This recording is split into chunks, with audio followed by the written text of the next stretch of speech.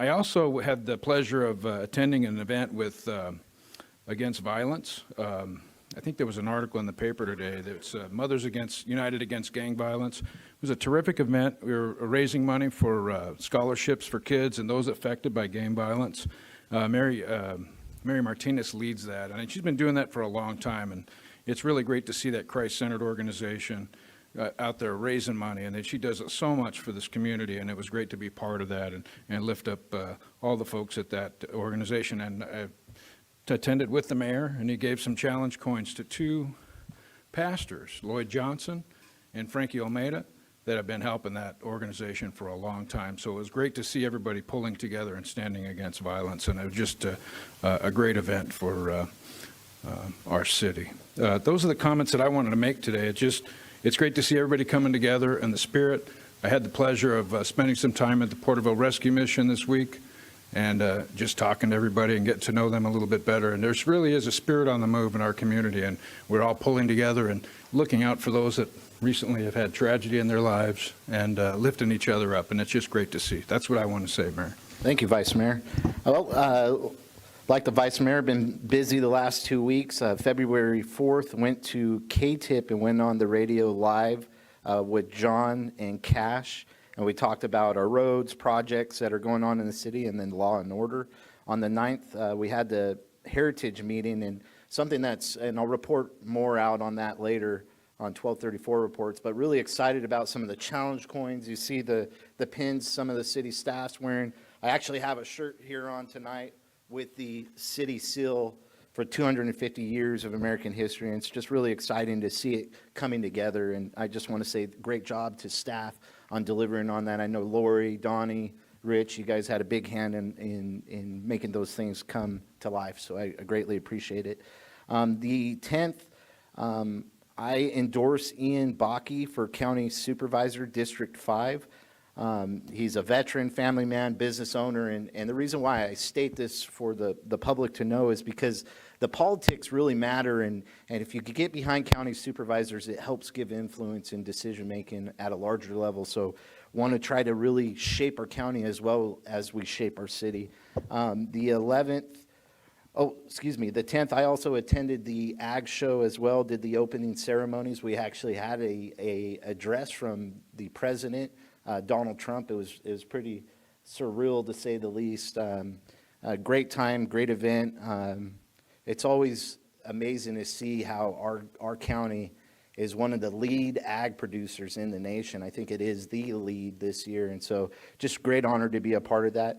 The 11th, I attended the Poor Richard's Shop Local event, and what we're trying to do is highlight shopping local in our city. You want businesses like Poor Richard to stay open, we must go visit, we must go buy pizza, right? And so we talked about the food, the history, and the events they put on at Poor Richard's. It was a great honor, and I was with Victoria on that.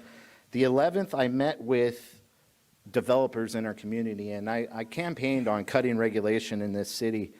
And so wanted to get a sit down with commercial developers, residential developers, and then guys that flip homes, go and pull permits a lot, and get a taste for some of their concerns with the city and how we could do better as a city and business and streamline some of our processes. And so some of those complaints, I would say, is customer service.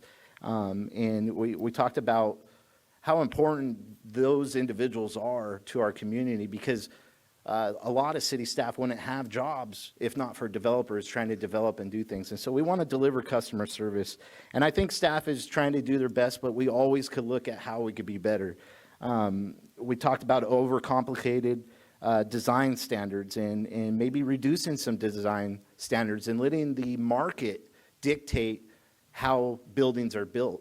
If a builder is going to build a crappy project, then people aren't going to buy, right? And so you let the market direct. And really, we should be focusing on life and safety issues. That's the most important on this city side.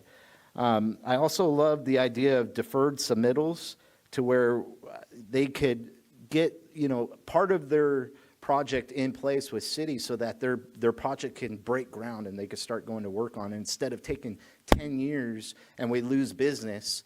let's let these businesses go to work and start developing so that way they have a foot in the door and they're committed. And then we also talked about urban development boundary zones and maybe reducing the regulation in those areas, and then accessory structures like ADUs.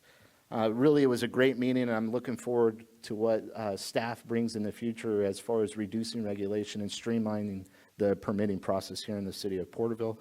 On the 14th, I attended Mothers United Against Gang Violence with the Vice Mayor and Councilman Rivas. It really was a great event.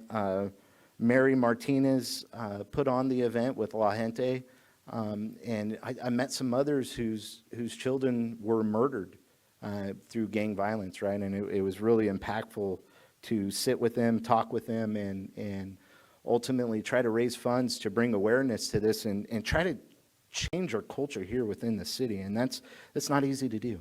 And so my hat's off to them and what they're doing. And then I'd also like to just brag a little bit about agenda item number 14 tonight. I assume it's going to go through without being polled, but it's a $100,000 donation from American Tower through a land lease. This lease came through, and I pulled this agenda item, and I requested via the council for me to negotiate. And went in, Vice Mayor attended with me, and we talked about Main Street, the historical flags on Main Street. We talked about our battleship-themed playground. We talked about the historic fireworks show we're going to have this year, and the celebration of 250 years of American history and 100 years of home rule in the city of Porterville. And so it was really amazing to see this company make a donation of that size to go towards what we're doing here in the city of Porterville. And so I just wanted to state that for the record. And then also, I wanted to give a shout out to Daughters of American Revolution. They were able to get a $5,000 donation from Dennis Townsend, our county supervisor, which is another amazing towards these events here in our city. So just wanted to put that out there. With that, we'll move on to reports, city commission and committee meetings, parks and leisures. I think I saw our